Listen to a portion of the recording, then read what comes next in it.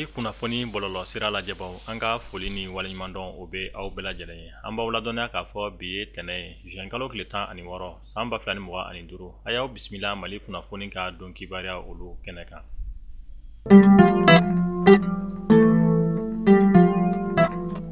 Kunnafoni daminɛna an ka jamana ɲɛma Général d'armée Assimi Goïta ka sanga ni bin tɛnɛ juin kalo tile 16 ale ye wulikajɔ kɛ ni ka taa Senu ka olu fɛ yen nɔ.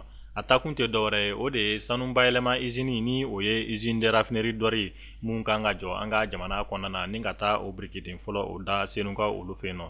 Kunnafoniya olu y'a yira k'a fɔ fɛn mun ye nin sanu bayɛlɛma usine mun ni a bɛna jɔ an ka jamana kɔnɔna na a ka sanu bayɛlɛmalen o bɛ jɔ fɔ tɔni 2000 de la san o kɔnɔna na. An b'aw ladɔnniya k'a fɔ nin projet in yɛrɛ sigira sen kan ala ni fɛn mun ye Mali ale ni Irisi ka bolodi ɲɔgɔnmaya o sababu ye. Halisa an bɛ to an ka jamana ɲɛma Général d'armée Assimi Goïta ale ka kibaruya olu kɔnɔna na juin kalo tile 13 tɛmɛnen ale ye AES ministre 3 olu bisimila. Ministre minnu ka baara ɲɛsinnen don an ka sanfɛ kalanso olu koɲɛ olu ɲɛnabɔli ma ni o ye ministère de l'enseignement supérieur olu ye. Fɛn mun ye nin délégation tun ɲɛminɛlen don Mali ka ministre de l'enseignement supérieur fɛ ni o ye Birahima Kansayi ye.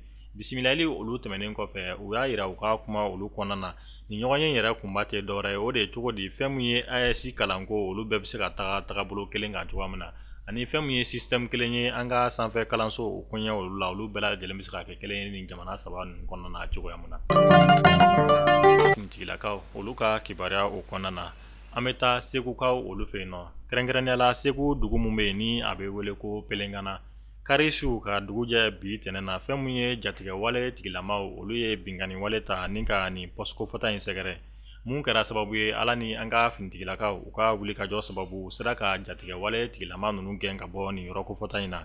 An bɛ wagati mun na i ko sisan basigi natilen bɛ nin yɔrɔ kofɔta ninnu kɔnɔna na.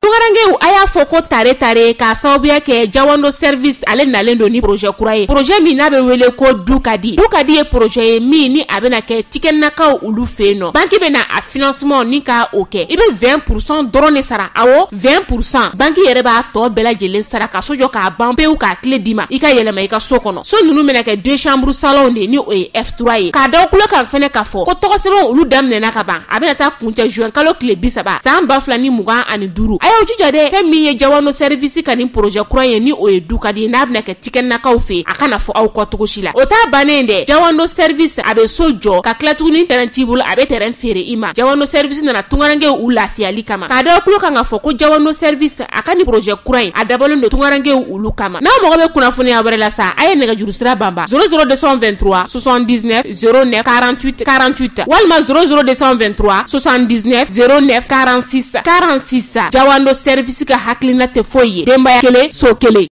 Conseil des ministres tɛmɛnen an ka jamana marabaw ye projet dɔ ta projet mun kɔnɔna na u y'a yira k'a fɔ an ka jamana ɲɛma Général d'armée Assimi Goïta ale kan ka san 5 wɛrɛ o kɛ fanga la an ka jamana kɔnɔna na ka sanga ni nin kibaruya de bɔlen ye Conseil des ministres ale kɔnɔna na fɛn mun ye jamana premier ministre kɔrɔ ni o ye Musa Mara ye ale bɔra ni ka kuma a y'a yira k'a kuma olu kɔnɔna na an ka jamana marabaw ka nin projet in bɛ tali kɛ fɛn mun ye basigibaliya de nati an ka jamana kɔnɔna na kɛrɛnkɛrɛnnenya la mun bɛ tali kɛ politiko ale binna kun kan ani fɛn mun ye an ka jamana ni jamana wɛrɛ cɛ ko ɲɛ a bɛ se ka sababu ye ni ka gɛlɛya don ninnu bɛɛ lajɛlen na k'a b'a ɲini an ka jamana ɲɛmaaw fɛ u ka sigi ka fɔ kɛ ni maliyɛnw ye walasa fɛn mun ye bɛnɲɔgɔnya o bɛ se ka sɔrɔ cogo min na an ka jamana ale mara cogoya kan.